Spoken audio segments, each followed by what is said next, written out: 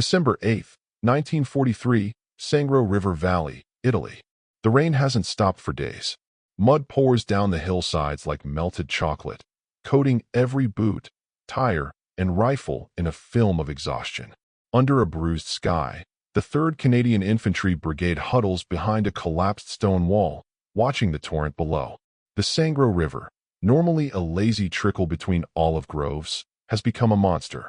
Floodwater churns with uprooted trees, shattered pontoon sections, and the remains of Italian farmhouses swept downstream. The Allies need to cross it. Beyond those muddy banks lies the next German defensive line, the Gustav Line, and the road to Rome. Captain William Bill McLean of the Royal Canadian Engineers lowers his binoculars, rain streaking across his face. "Bloody hell," he mutters. "That's no river. That's a trench carved by God himself." Behind him, his team of sappers waits for orders. Men in oilskin coats, shivering, clutching shovels and pickaxes instead of rifles. They're not infantry, but they work just as close to death. Their mission: build a 100-foot Bailey Bridge before dawn. Overhead, British artillery thunders across the valley, masking the whine of German 88s on the opposite ridge. The air smells of cordite and wet iron. Somewhere upriver, a Polish unit tries to ford the current and loses a truck to the water. The current swallows it whole. Lieutenant Alan Park, the youngest of the group, points toward the opposite shore, the faint silhouettes of German MG-42 nests behind sandbags. "They're dug in tight, sir. Any move down there, they'll cut us apart." McLean nods grimly. "Then we move before they can see. Night's our only ally tonight." As dusk falls, the engineers begin their descent into the river valley. Every man carries part of the Bailey Bridge system, a marvel of British design. Prefabricated steel panels, transoms, and decking that can be pinned together like a child's Meccano set. Each section weighs hundreds of pounds, and the mud swallows their boots as they drag the components forward. Shells whistle overhead. One lands on the far bank, sending a geyser of mud and fire into the air. The men freeze, hearts hammering. Then McLean's voice cuts through the chaos. "Keep moving. The armor can't cross without us." They move like ghosts through the night. No lights, no talk. Only the clatter of steel against steel. The Sangro roars beside them, daring them to try. By midnight, they've cleared a work site. McLean kneels by the river, sketching the bridge layout into the mud with a stick. 2 double truss bays, he says, pinned and launched from this side. We'll use the Sherman wreck as counterweight. A sapper named Private O'Leary laughs weakly. "Ain't every day a tank becomes part of a bridge?" "Yes, sir." "War's all about improvising," McLean replies. "Now get me the launch rollers." The men work through the storm. Floodlights flicker on the distant ridges, German patrols scanning the valley. Each time the light sweeps near, the Canadians freeze in silence, faces pressed into mud. Then, when darkness returns, they haul another panel into place. By 3 a.m., half the bridge is built. Exhaustion gnaws at their bones, but the roar of the river drowns out everything, even fear. A crane truck sinks up to its axles. 6 men dig it free by hand. The current keeps rising. McLean knows they're racing 2 enemies, time and nature. At 4:20 a.m., with the first gray hint of dawn creeping over the ridge, they connect the final panels. The launch rollers creak as the bridge slides forward, inch by inch, until it spans the Sangro completely. When the last pin locks into place, McLean exhales. "Get the duckboards down," he orders softly. "Let's see if she holds." The first truck, a 3-ton Bedford loaded with ammunition, crawls across the span. The bridge groans under its weight, the water surging below. Every man holds his breath. Then, a cheer. The truck reaches the opposite bank intact. For the first time in 48 hours, McLean smiles. "Tell the armor they've got their road," he says. "We've done it." As dawn breaks, columns of Sherman tanks begin rumbling across the Bailey Bridge, Canadian, British, and Indian units pushing deeper into enemy territory. German spotters finally see the new crossing, too late. Their shells slam into the far bank, but the armor keeps rolling. By noon, the Sangro crossing is secure. For their speed and precision, McLean's unit earns a signal from General Montgomery himself. Outstanding engineering under fire. Bridge completed in record time. But the Canadians barely have time to celebrate. 2 weeks later, orders arrive again. south of Ortona, across another raging river, the Moro. And this time, the enemy will be waiting. December 19th, 1943, the Moro River, near Ortona. The smell hits first. Smoke, oil, and something metallic. The unmistakable scent of a battlefield still burning. The Canadians call it the Valley of Hell. The Germans call it Ein Fall, a trap. Captain Bill McLean crouches behind the twisted carcass of a Sherman tank, peering through binoculars at the far bank. The Moro isn't wide, barely 60 feet, but its banks are sheer cliffs of mud, 10 feet high, slick as oil.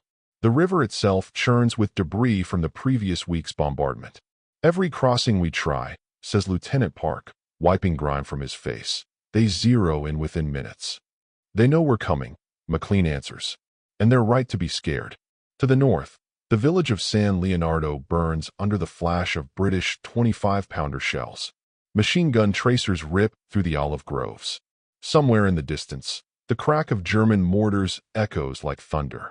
The 1st Canadian Division has been ordered to cross the Moro, but without a bridge, the advance is trapped. McLean checks his watch. 2,200 hours. They have 6 hours before dawn.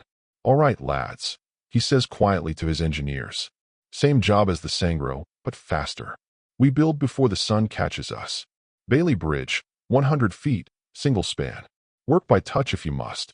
The men move out in pairs, dragging the prefabricated panels through the mud.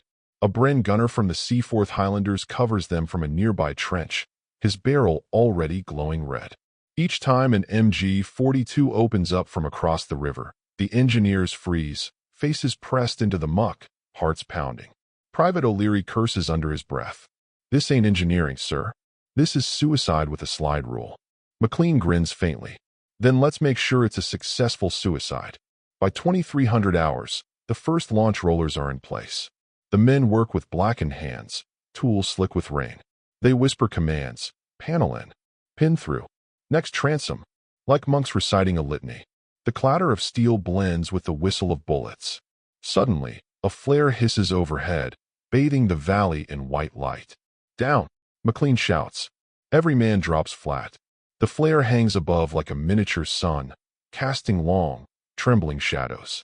Across the river, a German MG-42 opens up, the rounds tearing through the night. Dirt explodes around them. One sapper screams, hit in the leg. Lieutenant Park crawls through the mud, dragging him behind a bank. Medic! Medic! Keep working. McLean bellows. They'll stop shooting once they think we're dead. When the flare fades, the engineers rise again. No one speaks. The bridge must go on. At 2 a.m., the first half of the Bailey structure extends over the river. The launch team cranks the rollers, their arms shaking from exhaustion. The bridge slides forward, each foot groaning against the current. Then, a crash. One of the abutments collapses under the pressure. Christ almighty! Park yells. She's slipping. McLean doesn't hesitate. He dives into the freezing water, the current nearly tearing him away. He grabs the flailing chain of the counterweight truck and yells for the men to pull. Together they haul it back, mud splattering across their faces. The bridge steadies. McLean emerges, soaked to the bone. She's holding. Get the decking down now. They lay the wooden planks, hammering nails with numb fingers. Dawn begins to creep along the horizon, a dull silver glow revealing the broken land around them. The men move faster, desperate to finish before the light brings death. At 5:15 a.m., the bridge stands complete, a rough steel skeleton spanning chaos. The first vehicle to cross is a universal carrier loaded with stretcher bearers. It rattles over the panels, bouncing with every seam. The bridge flexes but holds. A cheer rises, weak but real. 6 hours. Park whispers in disbelief. Under fire, no less. McLean looks out across the river. Tell the colonel we've got his road again, he says, voice hoarse. The armor rolls at first light. Minutes later, the roar begins. Sherman tanks and self-propelled guns thunder across the Bailey Bridge, treads clanging on steel. Canadian infantry follow, rifles raised, boots slapping the deck. The bridge shudders but endures, a living artery of war. On the far side, the tanks fan out and open fire. Explosions tear through the German trenches. The once quiet river valley erupts into a storm of flame. By noon, The Moro crossing is secure, and with it, the approach to Ortona. That night, in a muddy dugout lit by a single lantern, McLean writes a brief report to Corps Command. Bridge completed in 6 hours under enemy fire. No structural failures. Casualties: 1 wounded, none fatal. Morale unbroken. He folds the note, hands trembling. Outside, the rain begins again.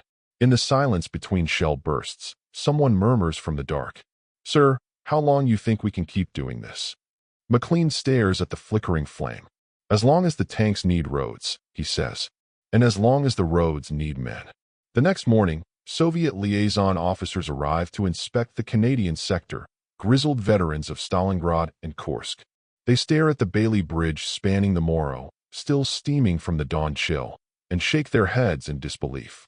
One of them, Colonel Ivanov, turns to McLean and says through a translator, "In Russia, we would take 3 days to build such a bridge. You did this in 6 hours."